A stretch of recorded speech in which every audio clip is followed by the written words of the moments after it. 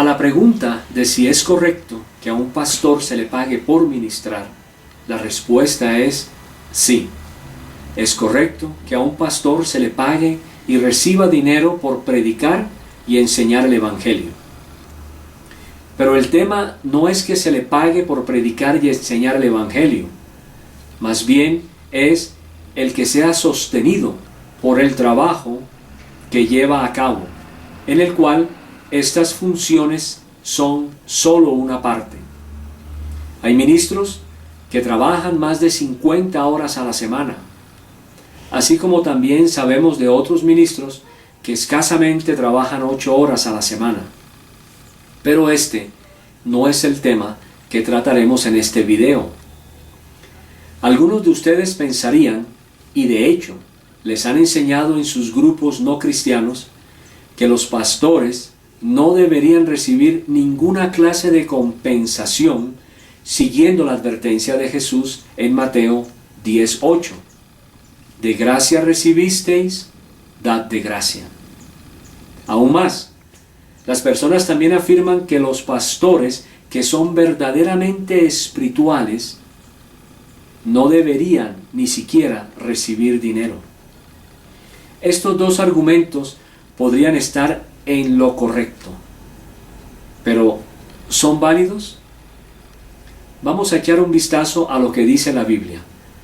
Primero, examinemos el contexto de Mateo 10:8. Mateo capítulo 10, desde el versículo 5 al 11 dice la Escritura: A estos 12 envió Jesús y les dio instrucciones diciendo: Por camino de gentiles no vayáis, y en ciudad de samaritanos no entréis, sino id antes a las ovejas perdidas de la casa de Israel. Y yendo, predicad diciendo: El reino de los cielos se ha acercado. Sanad enfermos, limpiad leprosos, resucitad muertos, echad fuera demonios. De gracia recibisteis, dad de gracia. No os proveáis de oro, ni plata, ni cobre en vuestros cintos, ni de alforja para el camino, ni de 2 túnicas, ni de calzado, ni de bordón, porque el obrero es digno de su alimento. Mas en cualquier ciudad o aldea donde entréis, informaos quién en ella sea digno, y posad allí hasta que salgáis. El contexto de lo que dice Jesús, de gracia recibisteis, dad de gracia, está diciéndole a los 12 apóstoles que vayan primero a las ovejas perdidas de Israel, que predicaran el reino de los cielos, que sanaran enfermos y limpiaran leprosos, que resucitaran muertos y echaran fuera demonios. Lo que es interesante es que en los siguientes 2 versículos Jesús dice que no os proveáis de oro, ni plata, ni cobre en vuestros cintos, ni de alforja para el camino, ni de 2 túnicas, ni de calzado, ni de bordón, porque el obrero es digno de su alimento. La implicación de que el obrero es digno de su alimento es que aquellos que están predicando el Evangelio y llevando el ministerio que Cristo les ha dado, deberán ser sostenidos por aquellas personas a quienes ellos ministrarían. Además, al mirar versículos similares, encontramos el mismo mensaje. Consideremos Lucas capítulo 9, versículo del 1 al 5. Habiendo reunido a sus 12 discípulos, les dio poder y autoridad sobre todos los demonios y para sanar enfermedades. Y los envió a predicar el reino de Dios y a sanar a los enfermos. Y les dijo: No toméis nada para el camino, ni bordón, ni alforja, ni pan, ni dinero, ni llevéis 2 túnicas. Y en cualquier casa donde entréis, quedad allí, y de allí salid. Y donde quiera que no os recibieren, salid de aquella ciudad, y sacudid el polvo de vuestros pies en testimonio contra ellos. Jesús les dijo a los discípulos que aceptaran el apoyo ofrecido a ellos en su ministerio. O sea, ellos entrarían en una casa y permanecerían ahí. Si a ellos formalmente no se les pagaba, entonces deberían darles posada y alimentarlos. Podremos concluir que los ministros de la palabra deberían permanecer con las personas a quienes les predican y ser sostenidos por ellos. En el versículo 3, Jesús quería probar la fe de sus discípulos mediante la falta de preparativos minuciosos para el viaje. De hecho, la prohibición de no llevar alforja podría ser considerada, como algunos eruditos afirman, para que no mendigaran como los representantes de otras religiones que pedían una limosna. Jesús entonces les estaba diciendo a los discípulos que creyeran en Dios en la medida en que ministraban. De hecho, encontramos que cuando Jesús estaba llevando a cabo su ministerio terrenal, Él y sus discípulos contaban con una bolsa de dinero, y de la cual, desafortunadamente, Judas robaba. Juan 12:6. Pero dijo esto, no porque se cuidara de los pobres, sino porque era ladrón, y teniendo la bolsa, sustraía de lo que se echaba en ella. Juan 13:29. Porque algunos pensaban, puesto que Judas tenía la bolsa, que Jesús le decía, compra lo que necesitamos para la fiesta, o que diese algo a los pobres. Entonces, Jesús no solo contaba con una bolsa, sino que uno de ellos, Judas, era el administrador del dinero. En Mateo 10:9, Jesús dice, no os proveáis de oro, ni plata, ni cobre en vuestros cintos. Sin embargo, un cambio interesante en la enseñanza de Jesús puede ser visto en Lucas, cuando posteriormente en su ministerio le dijo a los discípulos, cuando os envié sin bolsa, sin alforja y sin calzado, ¿os faltó algo? Ellos dijeron, nada. Y les dijo, pues ahora el que tiene bolsa, tómela, y también la alforja, y el que no tiene espada, venda su capa y compre una.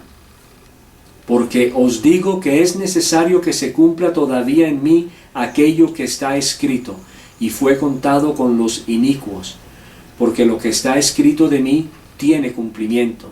Entonces ellos dijeron, Señor, aquí hay 2 espadas, y él les dijo, basta.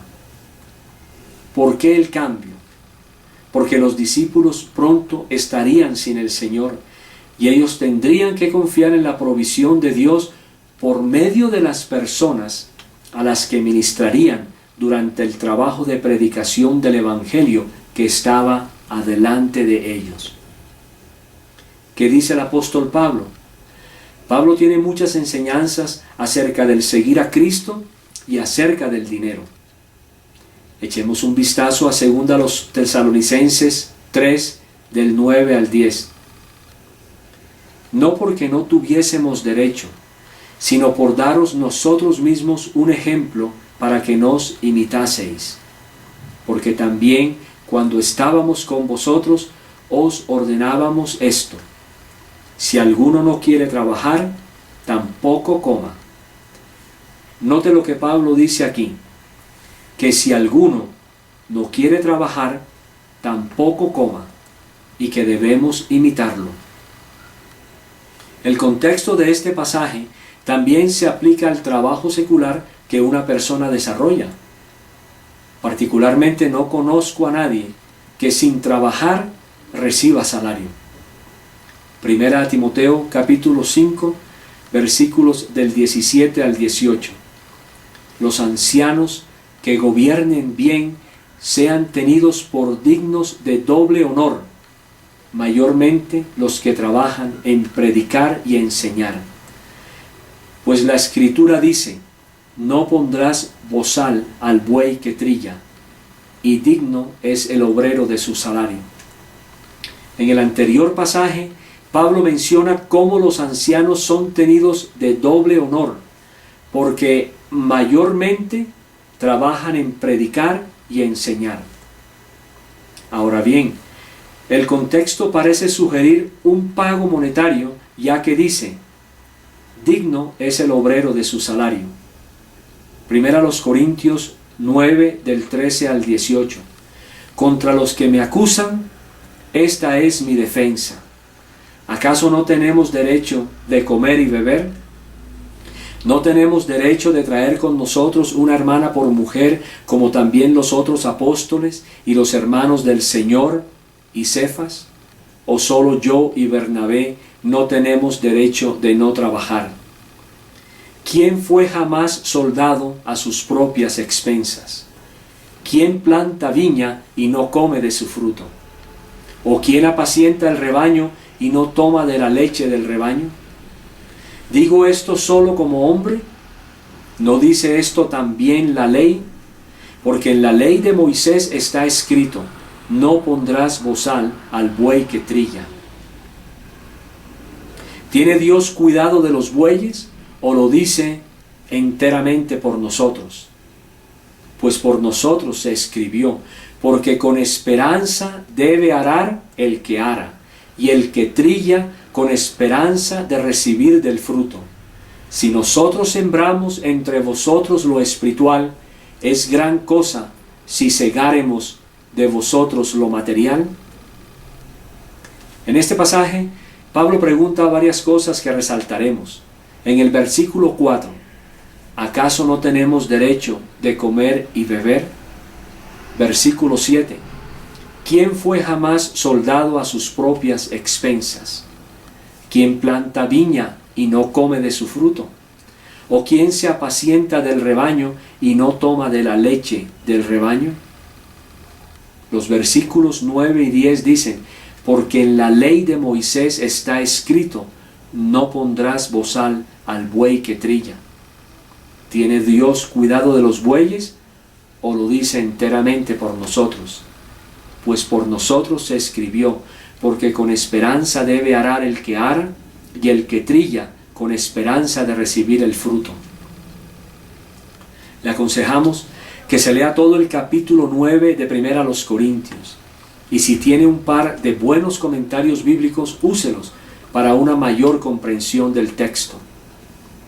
Finalmente, en Primera a los Corintios 9:14, Pablo claramente dice: así también ordenó el Señor a los que anuncian el Evangelio, que vivan del Evangelio. Pregunto entonces, ¿puede existir una declaración tan clara de que quien anuncia el Evangelio viva también del Evangelio? En otras palabras, que se le pague por su trabajo ministerial. Sabemos que existen muchos ministros en todas las organizaciones terrenales que abusan de este asunto del dinero. Pero también sabemos que existen hombres de Dios entregados a la obra de una forma honesta y transparente. Pero, como dijimos anteriormente, por ahora, este no era nuestro tema. Indudablemente el Señor Jesús, juez de vivos y muertos, hará su juicio en su momento. Por eso, la Escritura en muchos pasajes nos advierte, como en el caso de Hebreos 4:13. Y no hay cosa creada que no sea manifiesta en su presencia, antes bien, todas las cosas están desnudas y abiertas a los ojos de aquel a quien tenemos que dar cuenta.